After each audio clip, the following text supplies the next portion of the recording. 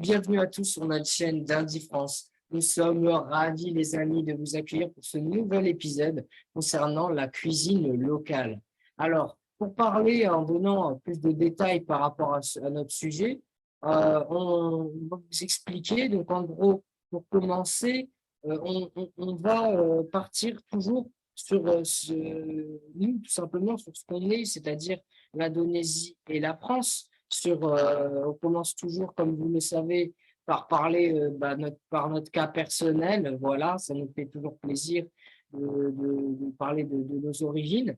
Puis après, on va partir sur une échelle nationale en parlant d'entrées, de plats, de desserts venant de pays divers et variés. Et puis pour finir, on aura une petite discussion avec moi et Brandon sur nos plats favoris. Donc voilà, tout simplement sur nos petits goûts à nous. Donc, plat, entrée, dessert aussi, hein, et, pas que nos plats favoris, voilà, sur notre cuisine, la cuisine qu'on aime, la cuisine qu'on aime déguster. Donc voilà, je te laisse commencer, Brandon. Brandon, qu'est-ce qu'on voit en Indonésie? Qu'est-ce qu'il y a comme cuisine en Indonésie? En Indonésie, on a beaucoup de cuisine parce qu'on est un pays extrêmement grand. On a 270 700 millions de gens, donc c'est un pays énorme. Donc, OK, on va commencer avec le plat le plus populaire, c'est rendang.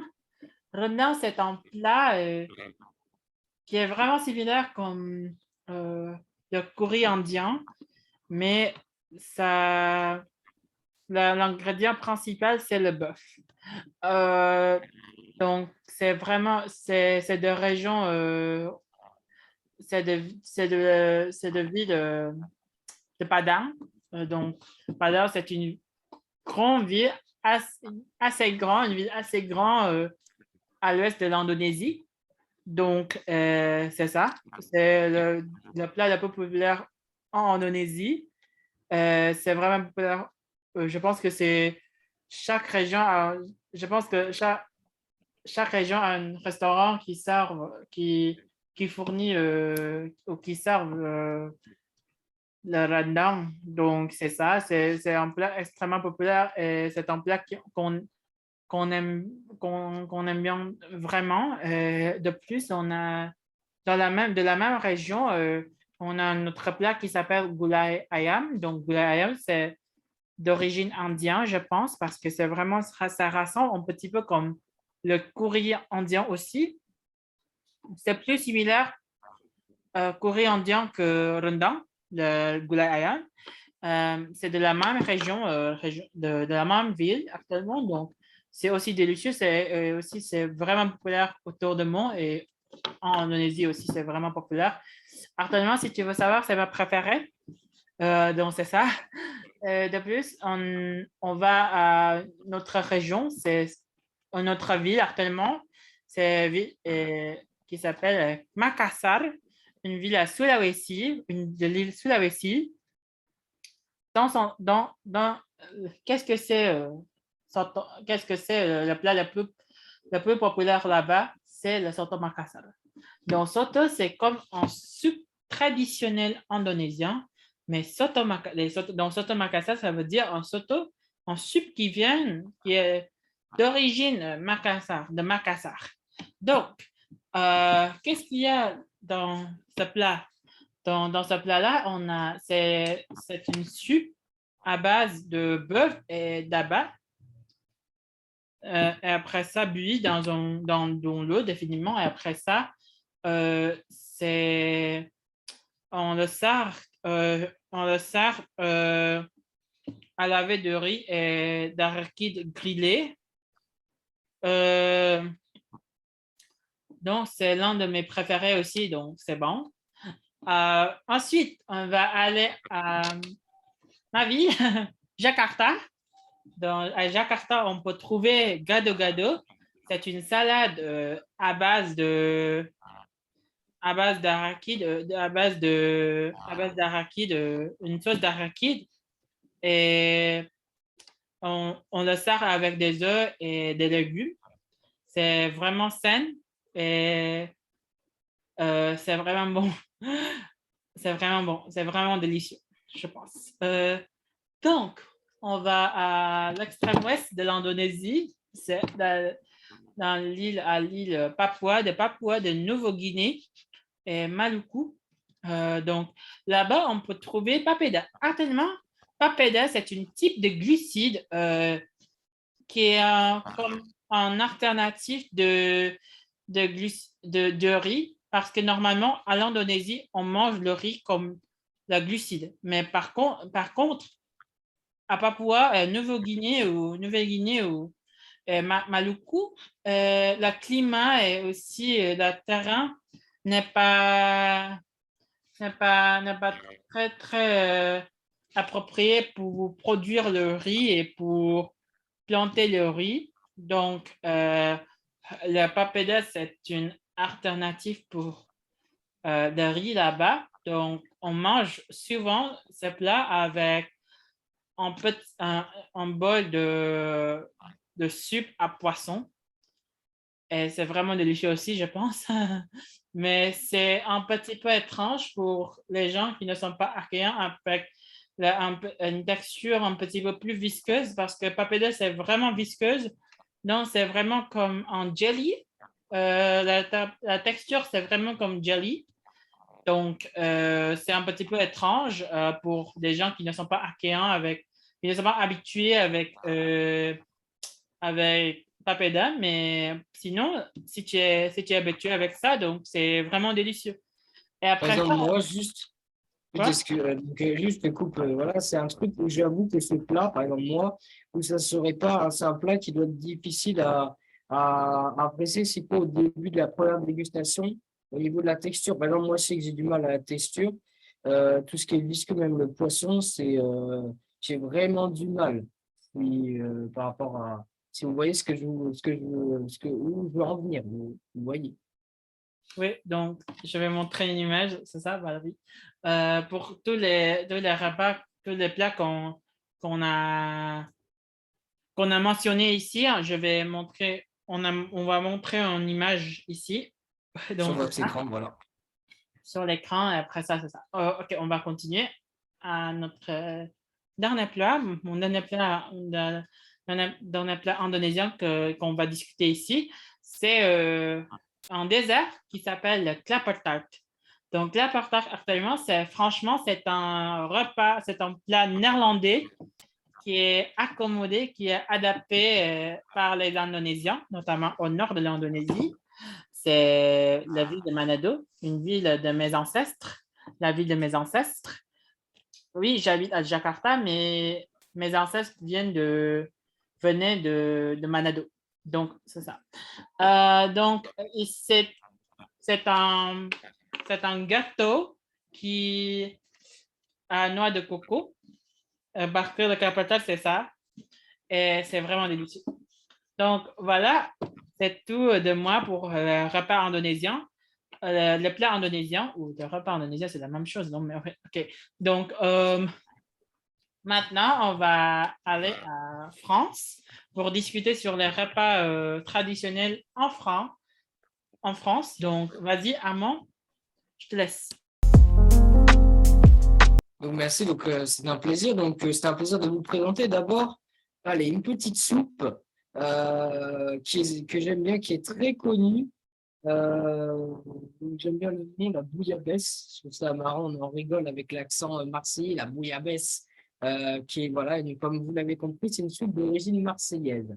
C'est une soupe chaude, donc un ragoût, avec à l'intérieur comme ingrédient des pommes de terre, des croûtons de pain frottés à l'ail et accompagnés, bah, voilà, accompagné d'un poisson, de poissons venant de roche.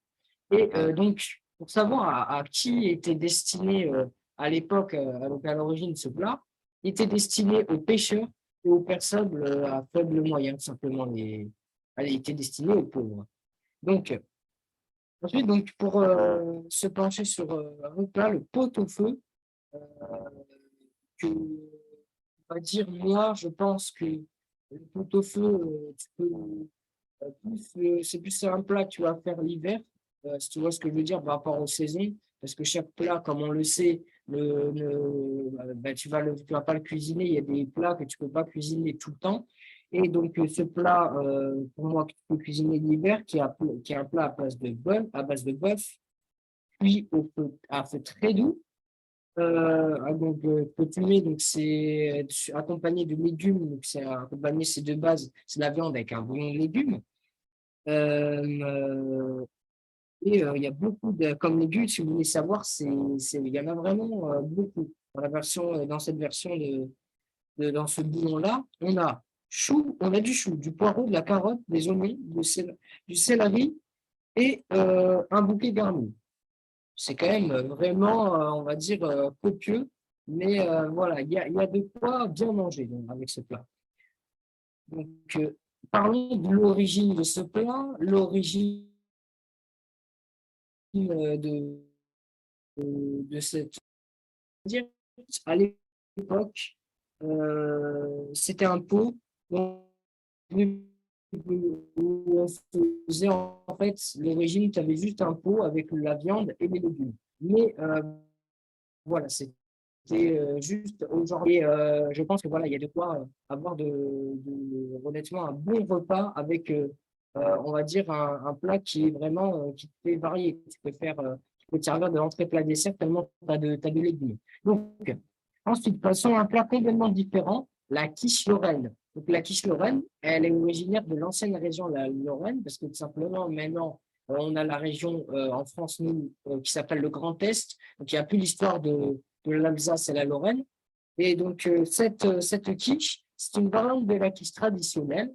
Tout simplement, elle est vraiment, elle est faite d'une façon où on peut le faire avec une pâte briochée, euh, avec une pâte feuilletée ou brisée, pardon, excusez-moi, pas briochée. Donc, c'est-à-dire que voilà, c'est assez libre dans la façon dont vous la cuisinez, mais les ingrédients sont très simples. C'est de la crème, du lardon et des œufs. Il n'y a pas de fromage. Donc voilà, au moins, on n'est pas de fromage.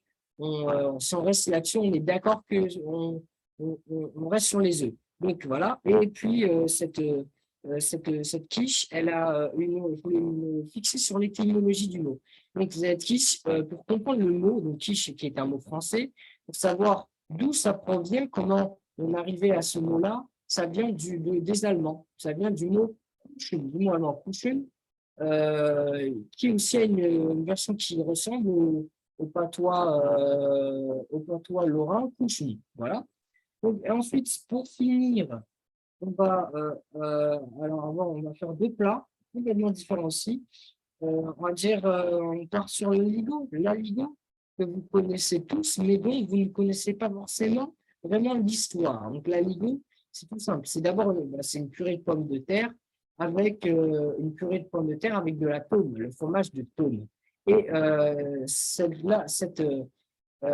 y a une histoire particulière avec ce plat qui, en fait, c'était servi si je vous dis que ce plat, il a été utilisé pendant une petite balade. Ça vous dit forcément rien, mais ce plat-là, il a été desservi par les moines pour, pour les pèlerins vers le chemin vers Saint-Jacques de Compostelle. Et ça, c'est vraiment une histoire que je trouvais rigolote. Même moi, je ne savais pas du tout par rapport à ça. Et ben voilà, je me dis que c'est sympa moi qui aimais juste déguster la Ligo, ça m'a appris un truc sur ce plat. Donc c'est assez marrant. On va partir sur le steak tartare. Pour finir, le steak tartare, c'est quoi? C'est un steak qui a à base de viande crue. Donc tu l'utilises, soit c'est de la viande de bœuf, soit c'est de la viande de cheval.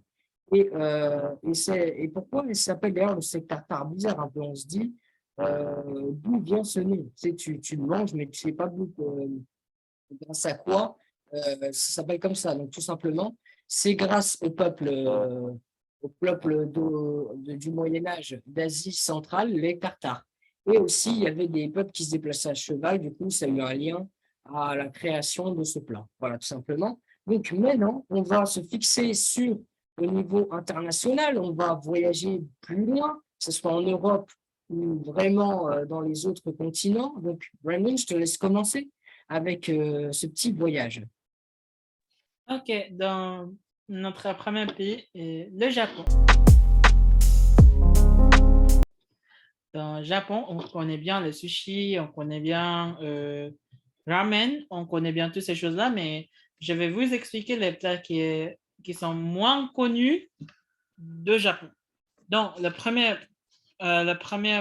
plat que je vais vous expliquer, c'est le tonkotsu. Le tonkotsu, c'est un porc pané et frites. Délicieux. Bah, Euh, donc, c'est un cuisine accompagné par la sauce Worcestershire et de karashi et de choux émissé.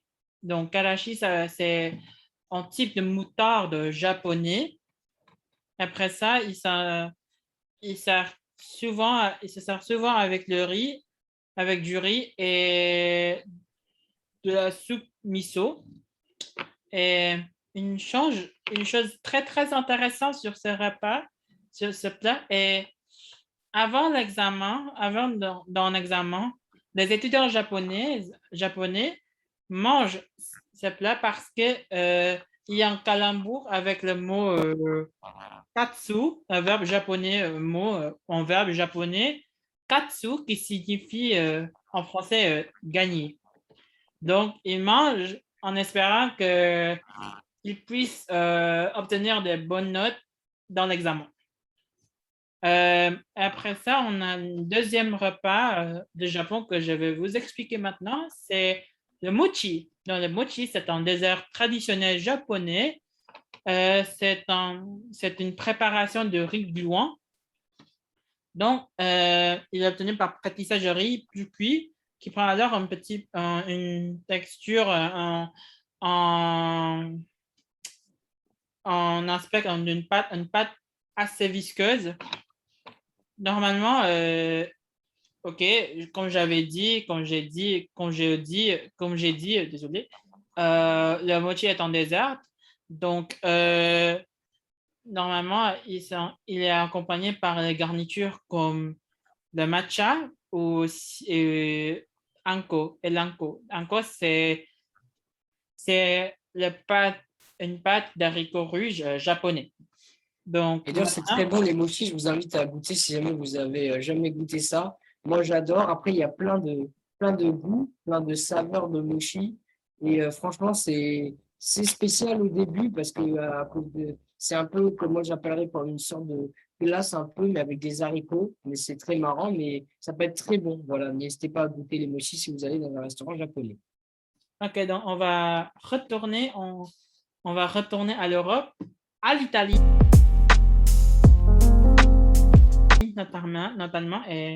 notamment. Et après, et Armand, vas-y. Alors, donc, c'est parti, les amis, pour parler pas mal de salades, mais pas que de ça, vous allez voir. Il y a surtout des salades dont je vais vous parler aujourd'hui. Donc, on commence avec la salade caprese. C'est à base de tomates, de mozzarella, de basilic et d'huile d'olive. Donc, par rapport, si vous voulez savoir, en fait, ça a une couleur particulière. Et en fait, cette couleur, c'est pour rappeler tout simplement l'Italie, le drapeau italien. Donc, c'est quand même original. C'est un peu, il y a en fait même un design avec cette salade Capri que j'ai trouvé même très marrant, cette salade Capri, Caprese. Donc voilà, donc c'est pour les couleurs nationales de l'Italie, comme je l'ai dit. Et ça vient pour savoir géographiquement, ça vient de la cuisine napolitaine. Voilà. Et aussi originaire de l'île, plus précisément originaire de l'île de Capri. Par rapport à l'histoire, en fait, c'est par rapport à l'histoire de la création de ce plat, depuis le début, c'était juste un gars, il s'est dit, bon, je m'ai dit, bon, je vais faire un petit saut en Italie. Et il avait faim, vous voyez, et donc ce gars-là, qui était un Égyptien d'ailleurs, l'Égyptien le prince Farouk. Il était en exil sur cette île, voilà, en Italie. Donc, bon, voilà, je rigolais un peu avec ça, mais voilà, C'était un gars qui voulait juste, qui était en exil en Italie, il voulait quelque chose de frais, et puis on lui a servi cette salade, tout simplement. C'est une histoire assez rigolote, mais un peu improbable pour la création de cette salade. Donc ensuite, on va passer à un autre plat, un plat chaud cette fois-ci. Là, c'était plus pour moi une entrée, je dirais. Donc ensuite, on a la parmigiana d'aubergine. C'est un plat gratiné d'aubergine à la tomate et au fromage. C'est originaire de deux endroits, de la Sicile et de Naples. Et son mot d'origine, c'est parmigiana, qui veut dire voler. Mais comme les Italiens, vous voyez, ils avaient un petit problème. En fait, ils avaient du mal à prononcer le i, et du coup, ça donnait parmigiana à la place de parmigiana. En fait, c'était pas le i, c'était le l. Pardon, excusez-moi, que j'ai du mal à prononcer. Ça a changé le sens. Et donc, voilà, je trouve ça assez fou, en fait, assez rocambolesque. Et voilà, donc c'est un truc pour parler d'aubergine. Quand tu as du mal à prononcer, tu as vu, ça change carrément le sens. C'est un truc complètement fou. Donc, ensuite, pour finir, par rapport à l'Italie, une autre salade qui est la panzella, c'est une salade florentine. Cette salade florentine, c'est à base de pain et de tomates. Et pour savoir son origine, ça tient son origine d'un peintre et d'un poète qui tout simplement, ils étaient autour d'une table et ils voulaient tester ce plat et on leur a fait tester. Et puis ils ont kiffé, je pense, et ça a dû donner ce plat tout simplement. Voilà, c'est plein de petites histoires complètement folles pour juste des plats italiens qu'on kiffe, qu'on veut juste savourer, mais il y a une histoire derrière de malade. Donc maintenant, je te laisse continuer, Brendan, sur le prochain pays qui est le Nigeria. Donc, on va aller à l'Afrique. Oh, un voyage, bon. On voyage beaucoup, c'est vraiment vrai. Ouais. Donc, à l'Afrique, maintenant, je vais vous expliquer sur un repas. C'est pas c'est pas juste pour la Nigérie, mais c'est pour l'Afrique ouest, généralement. Donc, c'est un plat extrêmement populaire, c'est de riz wolof. Donc, le riz wolof, c'est en cuisine de l'Afrique de l'Ouest, occidentale, qu'est-ce qu'ils à base au riz à grains longs, oignons, tomates, légumes épicés et viande. Ce plat est vraiment populaire en Afrique parce que c'est vraiment délicieux en fait. Oui. Mais par contre, la version nigérienne est caractérisée par l'utilisation des plantains frites, de moi, un type de pudding aux oricots et des légumes à la vapeur, salade de choux et des salades. Par contre, il y a plusieurs versions de riz wolof à Nigérie. Donc, la version que j'ai parlé, que je vous ai dit, c'est juste une version en version de préparation, une version de riz wolof, parce qu'il y en a beaucoup de riz wolof à l'Afrique. OK, maintenant, on va embarquer dans un avion et on va aller au Canada. Vas-y, Armand. Donc voilà, je vais vous parler donc du coup de la poutine, qui est le plat le plus célèbre donc au Québec, originaire du Québec. Vous le connaissez tous, les amis, la poutine. Même voilà, à McDo, ça a été instauré. Tu as comment ça s'appelle? Vous voyez là où vous voulez commander les bornes de commande, vous avez vraiment la poutine en mode ça veut faire McDo veut faire les parties locales. En mode on veut instaurer la poutine ici à McDo. Ils se sont vraiment dit ça en mode en réunion ou dans leur tête, ils se sont dit bon, ben voilà, on va essayer de se démarquer des autres pays et on va instaurer la poutine. Donc, ça a marqué beaucoup de gens, la poutine. Déjà, le pays, ça a marqué le pays, il y a une histoire et tout avec, et une histoire assez drôle. Vous allez voir. Donc, la poutine, déjà, c'est quoi? C'est des frites avec du fromage en grains et avec une sauce très connue, enfin très connue, non, pas connue du grand public, mais très connue des cuisiniers de la poutine, voilà. La sauce secrète, la sauce brune. Donc, cette sauce brune, voilà, elle a pas été à l'origine de la poutine. C'est pas en fait les gens, ils ont pas mis directement cette sauce dans la poutine.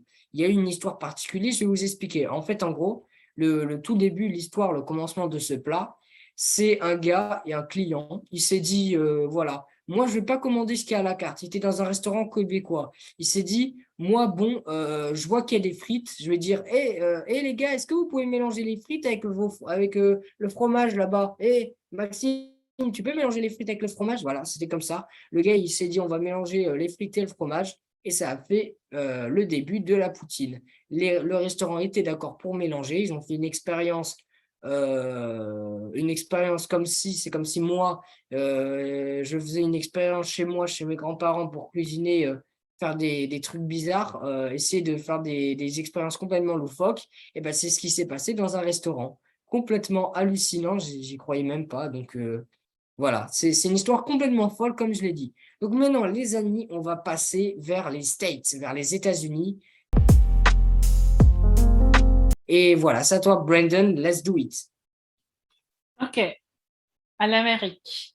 On sait bien le hamburger, on sait bien le chaud chien, le hot dog. C'est Euh, ça. Ouais, bon. En Canada, on dit chien chaud, je sais pas. Voilà, nous en français on dit chien chaud, voilà, c'est pas facile à dire, mais voilà, c'est un peu bizarre, mais c'est les Américains, ils ont plein d'idées de noms de plats complètement rigolos, et voilà. Ah oui, parce que moi, je... OK, donc, oui. OK, donc, oui, on connaît bien, on sait bien tous ces repas célèbres américains, mais maintenant, je vais vous expliquer les repas qui sont moins connus de l'Amérique. Donc, on va commencer. Donc, le premier repas ou premier plat que je vais vous expliquer, c'est jambalaya. Le jambalaya. Donc, qu'est-ce que c'est le jambalaya? Le jambalaya, c'est un plat traditionnel au sud de l'Indonésie. C'est pas l'Indonésie, oh mon Dieu, mes amis. C'est au sud des États-Unis. Donc, c'est un plat d'origine louisiane un État au sud des États-Unis. Donc, c'est un plat qui est vraiment remarqué par des influences étrangères, notamment l'influence provençale de la France, l'influence française, et notamment l'influence provençale, l'influence africaine et un petit peu de l'influence espagnole. Et aussi, je pense qu'il y a un petit peu d'influence canadienne, comme par exemple l'influence acadienne aussi, Cajun, donc c'est ça. Donc, c'est un plat traditionnel de Cajun. Cajun, c'est un groupe ethnique qui est descendu de Français qui sont émigrés de la France, qui ont été émigrés de la France, et après ça, ils sont allés à l'Amérique pour s'installer là-bas. Donc, actuellement, il y a deux types. Ce plat est vraiment noté, vraiment caractérisé par l'utilisation de viande et aussi les oignons. C'est vraiment populaire aussi à la cuisine au sud de l'Amérique. Et c'est un petit peu épicé. Mais par contre, c'est pas, c'est comme ça. On fait, c'est euh, en fait, c'est un plat extrêmement divers. Donc, chaque famille a une version de soi, par exemple. Mais il y a deux types, généralement, il y a deux types de, de jambalaya. Donc, jambalaya de Cajun et un jambalaya de créole. Donc, le créole, les jambalaya de créole utilisent les tomates, mais le jambalaya de Cajun ne les utilise pas. Donc, on va mentionner, je sais pas, on va mentionner sur notre Un plat. autre pays, voilà, dans un autre continent, en Amérique du Sud. Non, non, Donc non. voilà, c'est ça. Non, non, c'est un plat assez dans la même région, Oh, États-Unis. excusez-moi, on avait oublié ce plat, bien évidemment, à souligner aussi. plat très important. C'est un plat assez bon, c'est s'mores. Donc, s'mores, c'est un plat extrêmement populaire dans le camping, pour les gens américains dans le camping ou comme ça. Bah, traditionnellement, c'est un plat traditionnellement mangé près d'un feu de camp pendant l'été. Et il est composé donc guimauve, guimauve grillé et d'un carré d'un carré de chocolat entre deux biscuits crème ou soda. Donc, moi, je vais l'essayer. Et moi, je pouvais dire que c'est vraiment délicieux parce que, oui, le chocolat, c'est bon. Euh, donc, c'est ça. Maintenant, on va aller au Brésil, le pays de samba et aussi le pays de... Neymar, Le pays voilà. de Mar, le pays de Rio de Janeiro, le pays de tout Voilà. là-bas. Vas-y, Un Arnaud. pays un peu magique, on peut dire. Voilà, un pays assez magique. Et donc, bon, pour parler des plats, voilà, il y en a un, je dirais, qui est vraiment connu et un autre moins, vous verrez. Je commence un peu avec celui qui est un peu moins connu pour moi, c'est la moqueca baiana. Désolé pour mon accent un peu éclaté, les Brésiliens ne m'en voulaient pas, mais voilà. Donc, on commence. Donc, ce plat-là, c'est un ragoût de poisson avec des tomates, des oignons, des poivrons, de l'ail, du citron, de l'huile et de la coriandre. Ça fait déjà pas mal d'ingrédients. Voilà, pas autant au niveau des légumes que le plat français qui est le pot-au-feu juste avant que j'avais dit, mais ça fait vraiment pas mal d'ingrédients pour, à mon avis, donner pas mal de goût. Donc, et aussi, pour savoir par rapport à ça, il tient sa couleur grâce à l'huile de dende. Voilà. Ensuite, le plus connu, là, feijoada, feijoada, pardon, excusez-moi. Donc, c'est un Feijoada. ragoût. Feijoada. Mhm. Feijoada, voilà, avec un meilleur accent, s'il vous plaît. Donc, c'est un ragoût à base d'haricots de viande de porc. Voilà, tout simplement. Un ragoût à base d'haricots et de viande de porc, donc moins de légumes.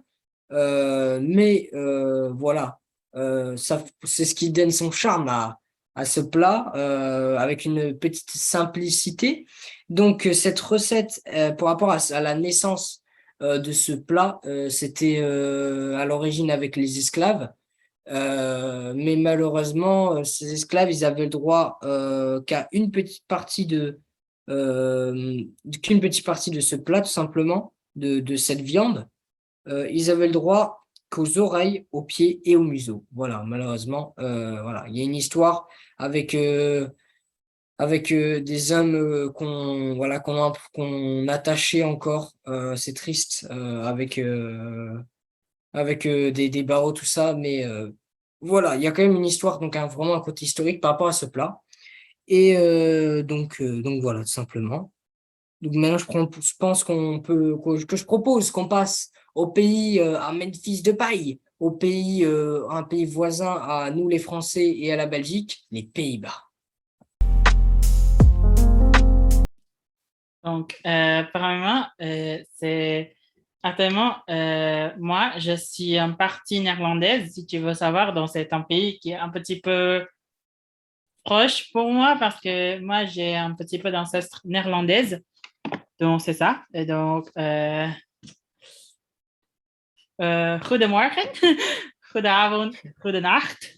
OK, donc, le premier plat que je vais vous expliquer, c'est le hagelslag. OK, la prononciation néerlandaise, c'est un petit peu plus difficile. Donc, c'est hagelslag. Donc, c'est un plat, certainement, c'est vraiment simple. C'est juste un type de vermicelle en chocolat. Non, elle est inventée en 1913. Donc, la plupart du temps, elle est préparée sur un toast beurré.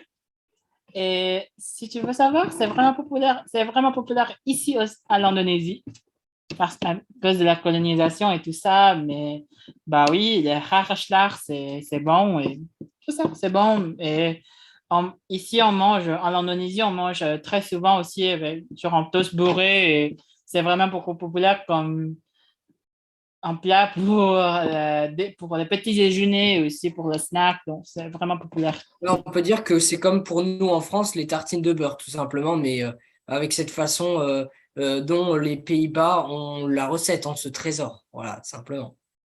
Le deuxième repas qui est vraiment populaire, ou deuxième plat qui est vraiment populaire aux Pays-Bas, c'est le bitterballen. Qu'est-ce que c'est le bitterballen?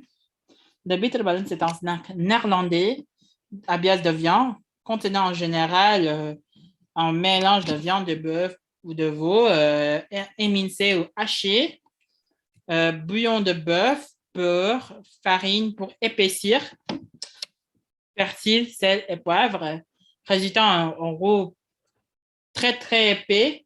Et la plupart des recettes, on utilise aussi le courrier des légumes et aussi aussi, quelquefois, j'ai vu quelques gens qui utilisent aussi le, le, oui, il y a beaucoup d'épices que les gens utilisent pour ce plat-là, mais oui. Euh, la noix de muscade, oui, il y a beaucoup de gens aussi qui utilisent la noix de muscade pour préparer ce plat.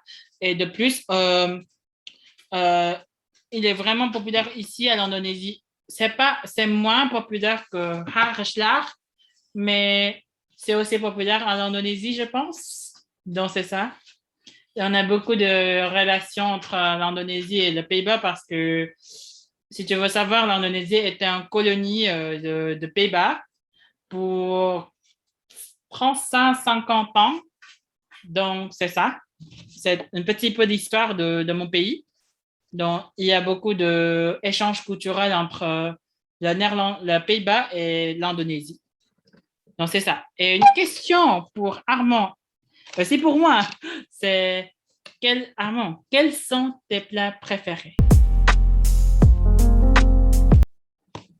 Mon plat préféré, donc, donc déjà, c'est variable. Hein, je veux dire, ça va, ça vient. Selon mes envies, bon, je commençais à aller vers l'Italie, vous voyez, en mode avec la pizza. J'adorais, tu vois, la pizza, ce goût, ce bon goût devant un match de foot. C'est un classique pour moi, la pizza. Tu as différentes saveurs, tu mets tout avec une pizza. J'aime ce côté où tu peux, on va dire, créer ta propre pizza. La pizza, c'est vaste, comme beaucoup de plats, mais ce que j'aime bien, c'est quand tu prends une bonne pizza avec cette pâte bien. Il y a différentes pâtes d'ailleurs, donc ça, c'est vraiment cool. C'est ça que j'aime avec la pizza. Et tu peux avoir bien j'aime bien ce goût avec la bonne pâte molle, tu vois, pas que ce soit trop dur, trop cuit, et ça, j'adore.